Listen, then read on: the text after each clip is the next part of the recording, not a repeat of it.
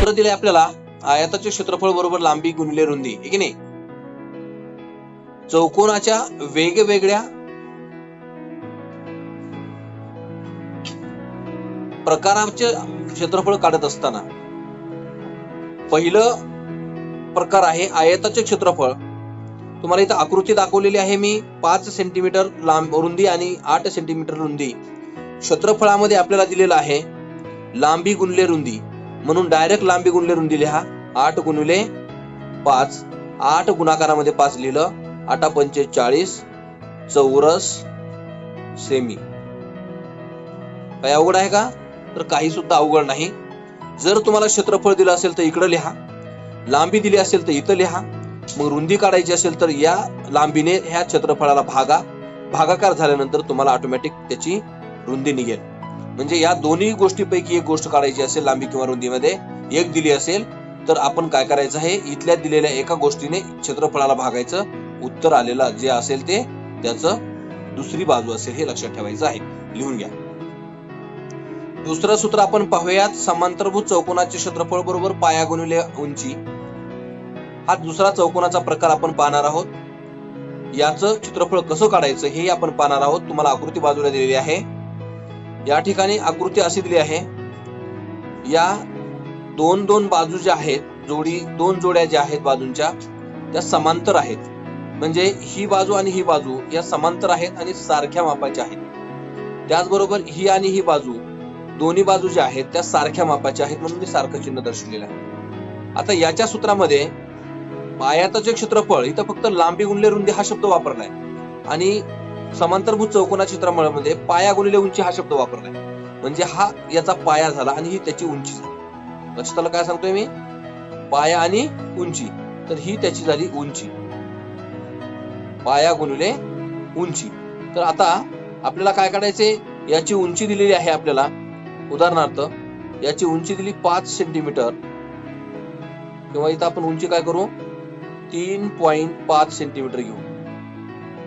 आणि त्याचा पाया आहे आपण इथं घेऊ 7.4 सेंटीमीटर. आणि आपण हे उदाहरण सोडूयात. बघा, पाया आहे 7.4 सेंटीमीटर गुणविले उंची आहे 3.5 सेंटीमीटर. आता गुणाकार करा. गुणाकार करताना आपण डायरेक्ट गुणाकार करायचा. 74 गुणविले 35, आहे की नाही. तर आता गुणाकार करताना 5 चौक 20 ला 0, 5 7 35 आणि 2 37 अधिक 3 चौक 12, 12 ला 2चा हातच्या आले 1 आणि 3 7 28, 28 आणि 1 29. आता आपण इथं बेरीज करा. 0 9 9 3 12 ला 2चा हातचा आला 1 3.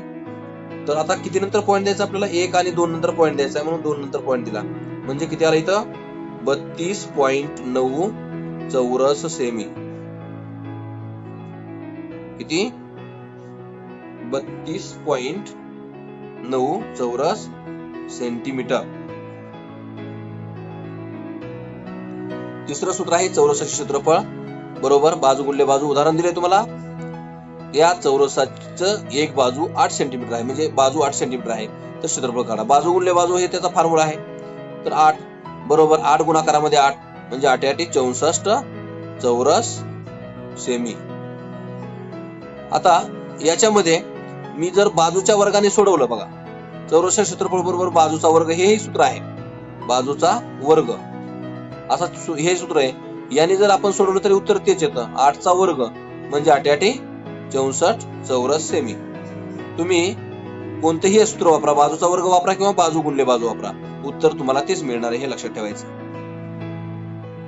बघा, आता याच्यावरून आपल्याला उदाहरण सोडवता येईल. दुसऱ्या चौरसाचा जर कर्ण दिला असला तर त्या चौरसाच्या कर्णावरून आपल्याला काय काढायचे आहे, चौरसाची क्षेत्रफळ व चौरस बाजू काढायची आहे. तर हे सूत्र वापरा. चौरसाचे क्षेत्रफळ व कर्ण वर्ग.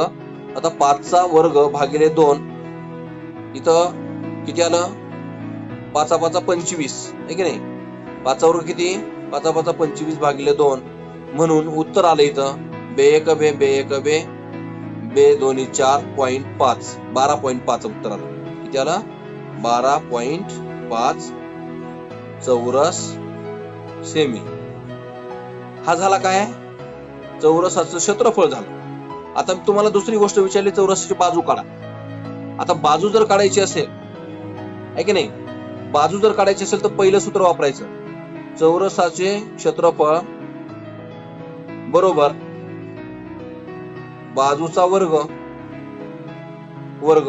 आता क्षेत्रफळ दिलंय या ठिकाणी तुम्हाला, काय दिलंय, 12.5 दिलंय बरोबर बाजूचा वर्ग.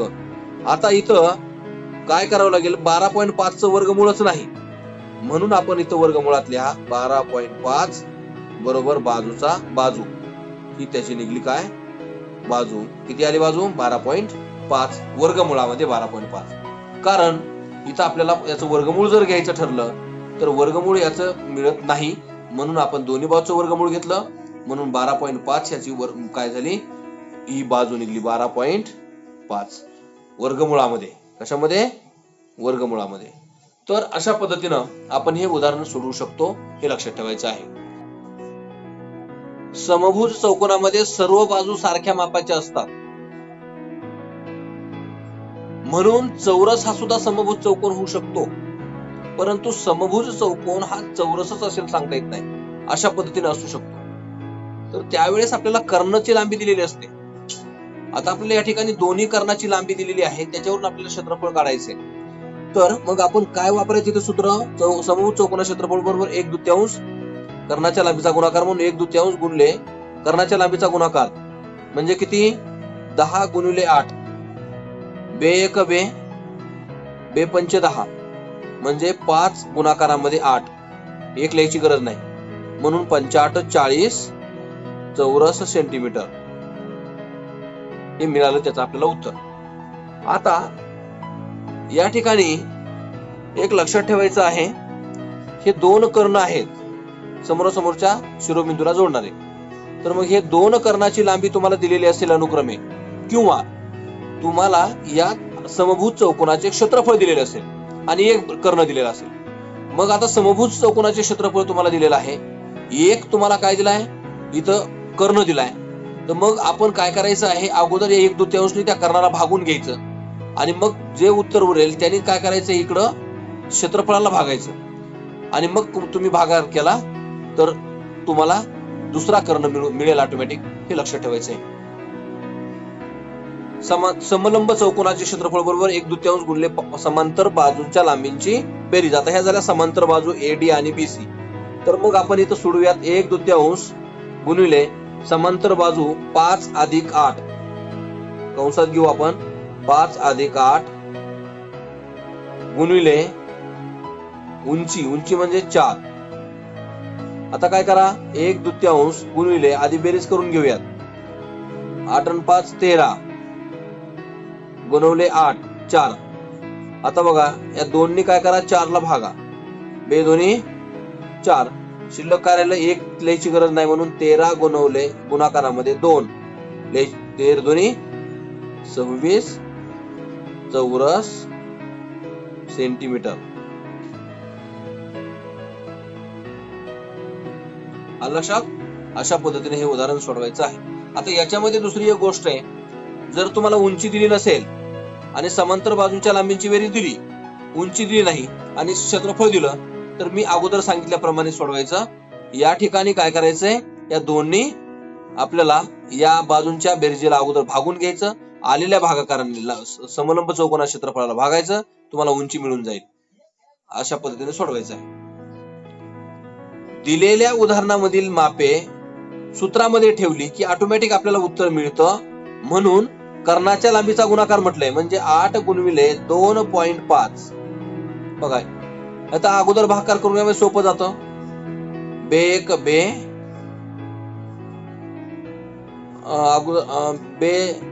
बे 1 बे, बे चौक 8. आता बघा 1 गुणाकारामध्ये 4 गुणाकारामध्ये 2.5. आता बघा 4 1 4 गुणाकारामध्ये 2.5.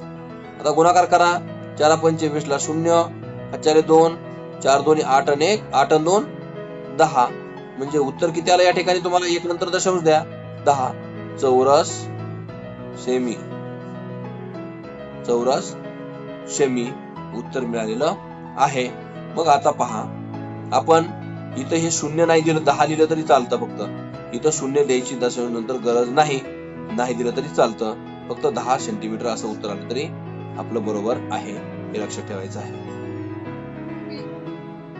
वर्तुळ पाकळीचे क्षेत्रफळ बरोबर वर्तुळाचे क्षेत्रफळ बरोबर पाय आर स्क्वेअर. पाय ची किंमत 22 सप्तमांश घ्या आणि ज्यावेळेस तुम्हाला 3.14 घ्या असं दिलेलं आहे उदाहरणामध्ये, त्यावेळेस 3.14 वापरा.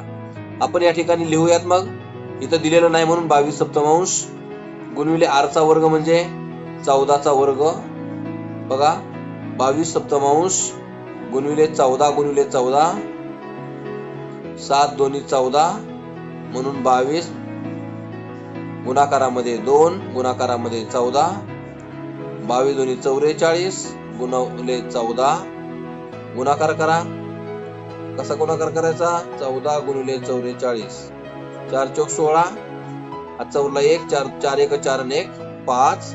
आता हेच लिहून टाकायचं, पुन्हा 4 ने गुणायचं म्हणून, आहे का नाही? 6 5 5 10 आणि 1 11 आणि इथं 6, 6 से 16 चौरस सेंटीमीटर. चौरस सेंटीमीटर. अशा पद्धतीने हे उदाहरण आपल्याला सोडवायचं आहे. आता या ट्रिक नुसार तुम्हाला सांगितलं होतं मी, इथं जर 7च्या ऐवजी 14 झालं म्हणजे दुप्पट झालं 7चं, तर याचं काय होईल? त्याच्या वर्गाच्या पटीत बदलेल म्हणजे 4 पट होईल. म्हणजे 154 गुणिले 4 करा डायरेक्ट. 4 चौक 16 साला 6 हात चाला 1 4 25 आणि 1 21 ला 1 हात आले 2, 4 1 4 2 6 आलं का? 616. म्हणजे आपण ह्या ट्रिक नुसार आपण पाठीमागे शिकवलं होतं, तर हे तुम्हाला सोडवता आलं पाहिजे, ट्रिक वापरता आली पाहिजे. अर्धवर्तुळ म्हणजे एका भाकरीमधली अर्धी भाकर, आहे की नाही? म्हणजे एक वर्तुळ पूर्ण असेल तर त्यातलं अर्धवर्तुळ आपल्याला काय करायचं आहे? पाहायचं आहे. आता एक अर्धवर्तुळ झालं म्हणजे एकूण क्षेत्रफळाच्या अर्ध क्षेत्रफळ होईल, आहे की नाही? एकूण जे आता याचं क्षेत्रफळ निघलं होतं आपलं किती? 616 सेंटीमीटर, चौरस सेंटीमीटर. तर त्याच्यातलं अर्ध होईल आता ऑटोमॅटिकच. म्हणजे त्याचं क्षेत्रफळ आपल्याला त्याच्या अर्ध मिळेल. म्हणजे 616च्या अर्धे 308. तर आता मिळते की नाही पाहूया आपण.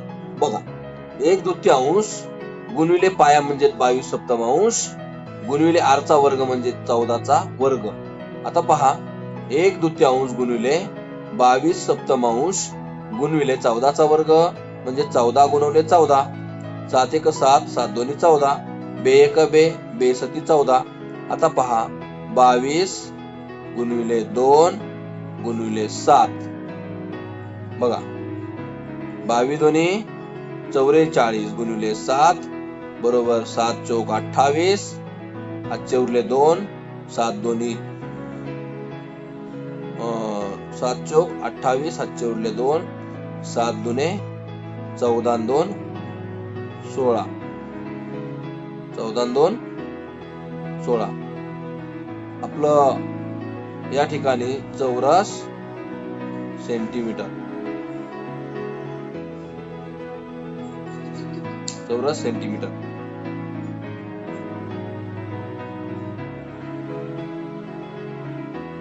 गुणाकारामध्ये आपली थोडी चूक झाली होती इथं, तर हे लक्षात घ्या. 308 त्याचं उत्तर आपल्याला मिळणार आहे. कारण अगोदर आपल्याला 616 तुम्हाला मगाशी उत्तर काढू होतं पूर्ण वर्तुळाचं, तर तोंडीच आपल्याला त्याचं अर्धवर्तुळाचं उत्तर मिळणार आहे. 308 त्याच्या अर्ध केलं की त्याचं उत्तर मिळते. अर्धवर्तुळ म्हणजे अर्धवर्तुळाचं म्हणजे एका भाकरीतल्या अर्ध्याचं क्षेत्रफळ. अगोदर आपल्याला पूर्ण भाकरीचं क्षेत्रफळ काढलं होतं म्हणजे पूर्ण वर्तुळाचं क्षेत्रफळ, आणि त्याच्यातून अर्धवर्तुळाचं काढायचं म्हटलं तर अर्धवर्तुळाचं म्हणजे पूर्ण वर्तुळाचं जे निघेल त्याचे अर्ध केलं की आपण अर्धवर्तुळ क्षेत्रफळ आपल्याला मिळणार आहे.